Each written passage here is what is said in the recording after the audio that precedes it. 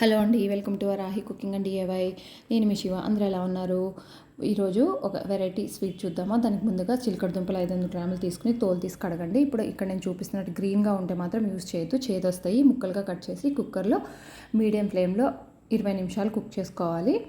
మనకి కుక్ అయిందో లేదా చూసుకుంటాకి చాక్తో కానీ ఫోర్క్తో కానీ ఇలా గుచ్చి చూస్తే మనకి సాఫ్ట్గా లోపలికి వెళ్ళిపోతుంది. ఇప్పుడు ఒక ప్లేట్లోకి తీసి ఆరబెట్టుకోండి. కొంచెం లైట్గా ఆరితే చాలు. ఇప్పుడు ఆ ముక్కల్ని కరెక్ట్ కప్ ఎంత, ఒక కప్పు నిండా కొలుచుకోండి. నేను మిగిలిన యూస్ చేయట్లేదు, మీకు ఈజీగా ఉంటుందని ఇలా చూపిస్తున్నాను. ఇప్పుడు ఆ ముక్కల్ని అంతా స్మాష్ చేసుకోవాలన్నమాట. మీరు స్వీట్ పొటాటోస్ తీసుకునేటప్పుడు లేతవి తీసుకోండి. లేతవి తీసుకుని తోలు తీసేసి ఆవిరి కుడుకు పెట్టుకోండి. అంత చక్కగా స్మాష్ చేసుకుని పక్కన పెట్టుకున్నాక ఇప్పుడు పంచదార ఒక కడాయిలో 1.5 కప్పు పంచదార వేసి 2 కప్పులు వాటర్ వేసి మరగనివ్వాలి బాగా. మనకి ఈ పాకం ఏం లేదండి, మనకు నార్మల్ గులాబ్ జామ్కి ఎలా పాకం వస్తుందో అలా వస్తే చాలన్నమాట.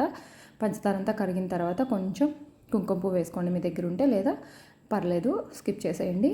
కొంచెం గులాబ్ జామ్ పాకం వచ్చిన తర్వాత చెక్ చేసుకుని పొయ్యి ఆఫ్ చేసి పక్కన పెట్టండి. ఇందాక మనం స్మాష్ చేసుకుని స్వీట్ పొటాటోలో 1.5 కప్పు పాల పౌడర్ వేసుకోవాలి. దీంట్లో ఏమీ యాడ్ చేయకూడదు, ఉత్త పాల పౌడర్ ఒకటే యాడ్ చేసుకోవాలి. వాటరు పాలు ఏమి యాడ్ చేయకూడదు. అంతా బాగా ఒకసారి కలుపుకోండి, గెడ్డలు లేకోకుండా.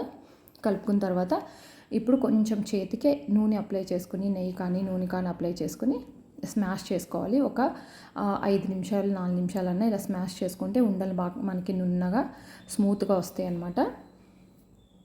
ఇప్పుడు మళ్ళీ కొంచెం నెయ్యి కానీ నూనె కానీ అప్లై చేసుకుని అంతా ఒక ఉండలాగా చేసుకుని మనకు నచ్చిన సైజులో బాల్స్ చేసుకోవాలి. బాల్స్ చేసుకుని పక్కన పెట్టేసుకోండి.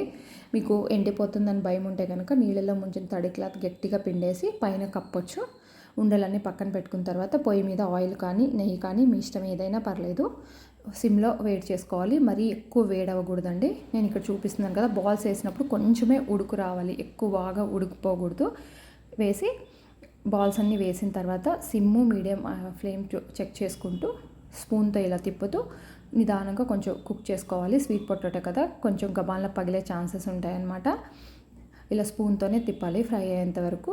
బాగా గోల్డెన్ కలర్ వచ్చిన తర్వాత అప్పుడు స్ట్రెయినర్తో తీసుకోవాలి. తీసుకొని మనం ఇందాక పాకం పట్టుకున్నాం కదా, పంచదార పాకంలో వేసేసి ఒక 5 అవర్స్ నాననివ్వాలి. ఎందుకంటే నార్మల్ గులాబ్ జామ్ అయితే గంటలోనే సర్వ్ చేసేయచ్చు. ఇది టైం పడుతుందండి, 4-5 గంటలన్నా టైం పడుతుంది.